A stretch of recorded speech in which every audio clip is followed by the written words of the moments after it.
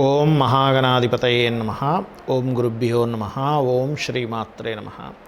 పరమేశ్వర స్వరూపమైనటువంటి జ్యోతిష, వాస్తు మరియు ఇతర అనేకమైనటువంటి శాస్త్రములను మనకు అందించినటువంటి మహర్షులకి నమస్కారం. హయగ్రీవ హయగ్రీవ హయగ్రీవేతియో వదేత్ తస్య నిస్సరతే వాణి జహ్నుకన్యా ప్రవాహవత్. అరుణాం కరుణాతరంగితాక్షీం ధృతపాశాంకుశపుష్పబాణచాపాం అనిమాదిభిరావృతాం మయూకైః అహమిత్యేవ విభావయే భవానీం. శ్రీమాత్రే నమః.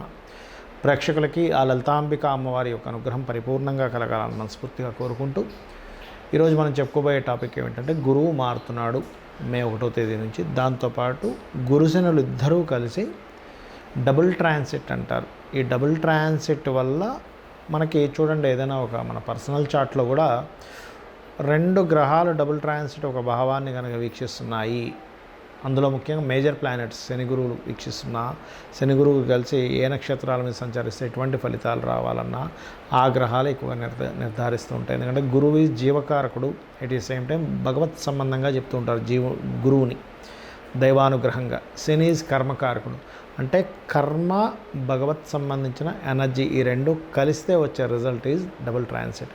సో ఏ లగ్నం వారికి, లగ్నం తెలిసిన వారు లగ్నం నుంచి చూసుకుంటే, లగ్నం తెలియని వారు రాశి నుంచి చూసుకోవచ్చు. ఈ రకంగా మీకు ఏ విషయాల్లో బాగున్నది, ఏ విషయాల పట్ల కాస్త జాగ్రత్తగా ఉండాలి, ఏ దేవతారాధన చేసుకోవాలనేటువంటి విషయాలు మనం చెప్పుకుందాం. వృషభ లగ్నం వాళ్ళకి లేదా వృషభ రాశి వారికి ఈ యొక్క డబుల్ ట్రాన్సిట్ అనేటువంటిది సప్తమ స్థానంలో జరుగుతుంది, గుర్తుపెట్టుకోండి.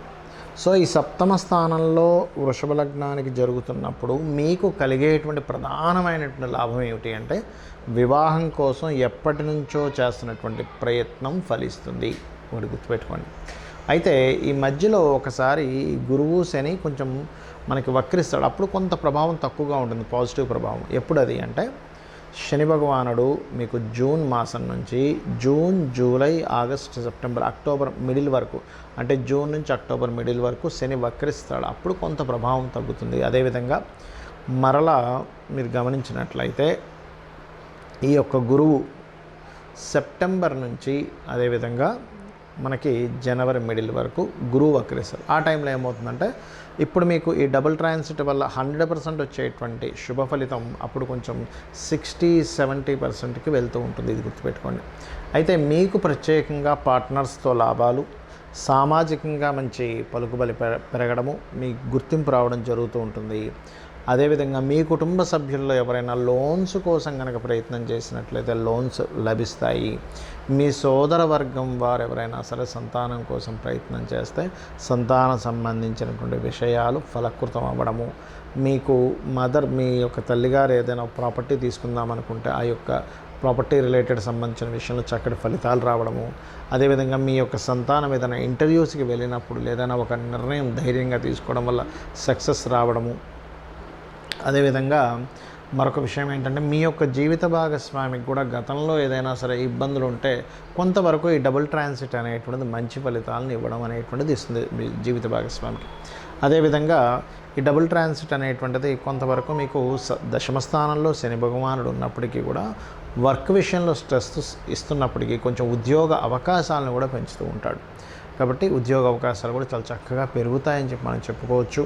మరియు అదేవిధంగా గమనించుకున్నట్లయితే ఈ ట్రాన్సిట్ ఏదైతే ఉందో మీకు ఇంకా మంచి ఫలకృతమైనటువంటి విషయాలు మీకు రావాలి అంటే మీరు చేయవలసింది ఏమిటంటే, గోవుకి, దేశీవాలి గోవుకి చక్కగా మీరు మీ బెల్లము మరియు క్యారెట్స్ తినిపించండి దేశీవాలి గోవుకి. మీకు దగ్గరలో గోవులు లేవు, కనీసం మీకు ప్రస్తుతం నడుస్తున్నటువంటి మహాదశ, అంతర్దశ మీ జన్మజాతకంలో ఉంటుంది. ఇప్పుడు మీకు ఏ దశ నడుస్తుంది, అంతర్దశ ఏ నడుస్తుందని ఆ రెండు గ్రహాలకి దీపారాధన చేయండి. ప్రత్యంతర్దశ కూడా చూసుకొని చేయొచ్చు. ఎందుకంటే మనకెప్పుడు కూడా ఒక డబుల్ ట్రాన్సిట్ గోచారంలో ఫలితం ఇచ్చేటప్పుడు మన అంతర్దశ, ప్రత్యంతర్దశలు సపోర్ట్ చేయాలంటే ఇవి కూడా బలంగా ఉండాలి. అప్పుడు ఏమవుతుంది, మీరు ఏదైతే సంకల్పం అనుకుంటుంటారో ఆ యొక్క సంకల్పం నెరవేరుతుంది. అదేవిధంగా మీకు పర్టికులర్గా మీ జన్మజాతకానికి వివాహ యోగం ఉందని చెప్పాను ఈ సంవత్సరం బాగా.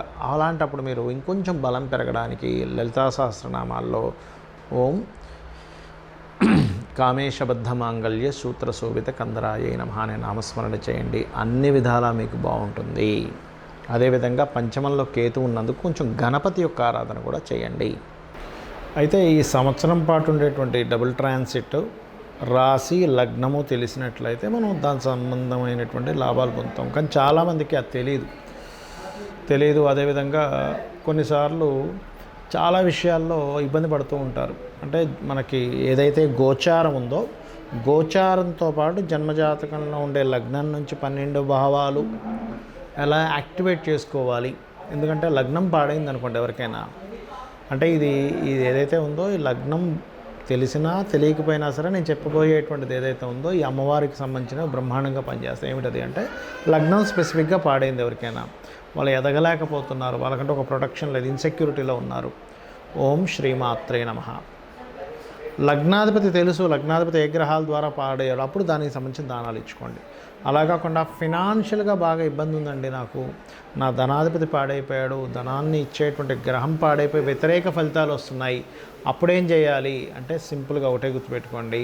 ఆ సమయంలో మీరు ఏమి టెన్షన్ పడకుండా లలితా సహస్రనామాల్లో ఓం సంపత్కరీ సమారూఢ సింధుర వ్రజ సేవితాయే నమః, లేదా ఓం ధర్మాధార ధనాధ్యక్ష ధనధాన్య వివర్ధినియే నమః. ఇక్కడ మనం అర్థం చేసుకోవాల్సింది ఏంటంటే మన ధనాధిపతి ఎక్కడ ఉన్నాడు, ఏ గ్రహాలతో కలిసి ఉన్నాడు, ఎందుకు మనకి రావాల్సిన డబ్బులు ఆగుతున్నాయి, ఎంత కష్టపడుతున్నాను ఎందుకు అవ్వట్లేదు అనే దాన్ని ప్యాటర్న్ అర్థం చేసుకోగలగాలి. అలాగే కొంతమంది కొన్ని ప్రయత్నాలు చేస్తుంటారు, లేదా కొంత భయంలో బ్రతుకుతూ ఉంటారు. అంటే ఏ పని చేయాలన్న భయం, ఫియర్, ఏ అడుగు ముందుకు వేయాలన్న భయం.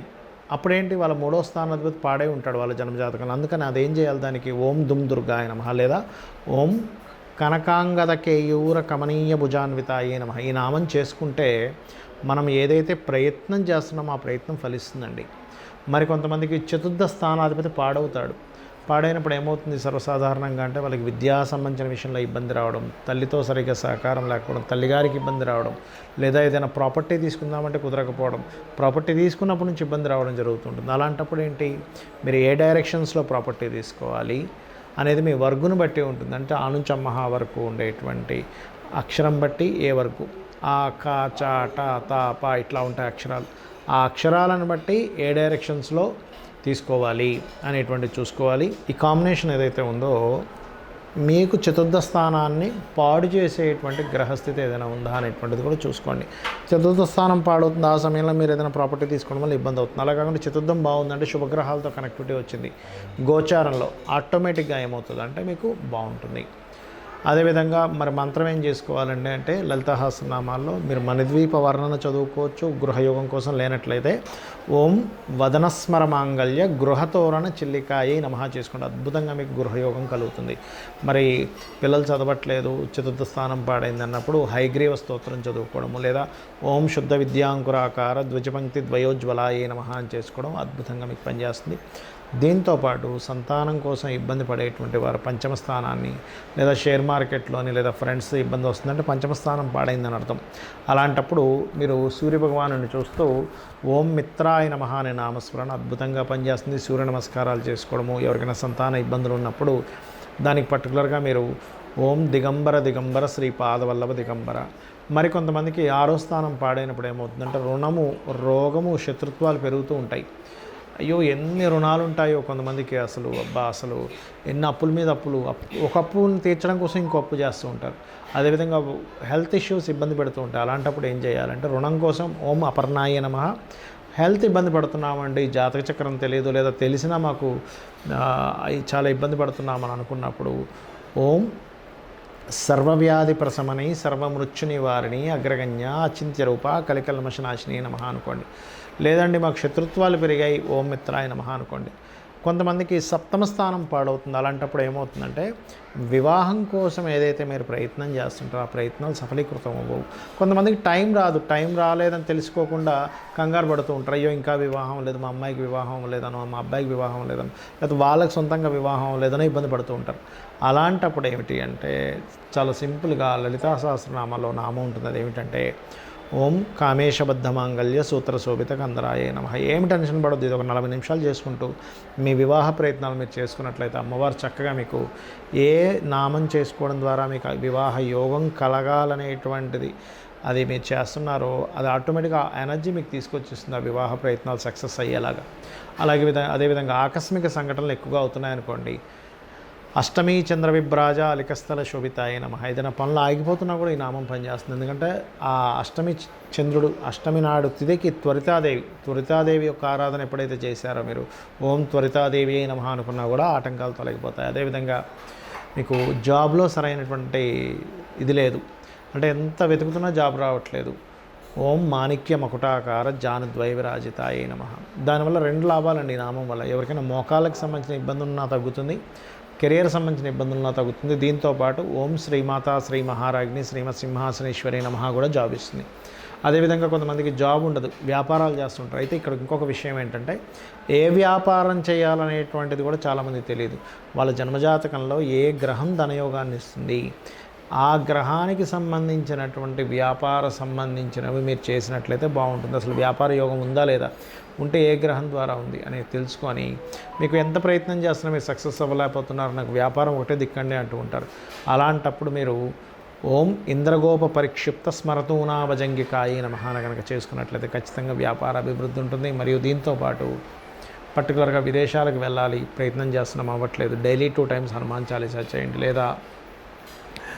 లేనట్లయితే సింజాని మణిమంజీర మండిత స్త్రీ పదాంబుజాయై నమః చేసుకోండి. దీనికి ముందు ఓం నమః ఓం కలుపుకొని. ఇలా ఏంటంటే ఏ నామాన్నైనా సరే మీరు 40 నిమిషాలు మినిమం చేయండి. ఏదో 10 సార్లు చేస్తామండి 11 సార్లు చేస్తామండి అయిపోవాలనుకుంటే కాదు. 40 నిమిషాలు మీరు కనుక మనసు లగ్నం చేసి అమ్మవారు నాకు ఈ యొక్క యోగాన్ని ఇస్తుంది. ఎందుకంటే దేవీ పురాణంలో దేవీ భాగవతంలో అమ్మవారి స్వయంగా చెప్పింది, ఎవరైతే నా భక్తులు అవుతారో వాళ్ళ తలరాతని బ్రహ్మని పిలిచి మళ్ళీ తిరిగి రాయిస్తున్నాడు. కాబట్టి మీ యొక్క కర్మలన్నింటినీ తగ్గించుకోవచ్చు.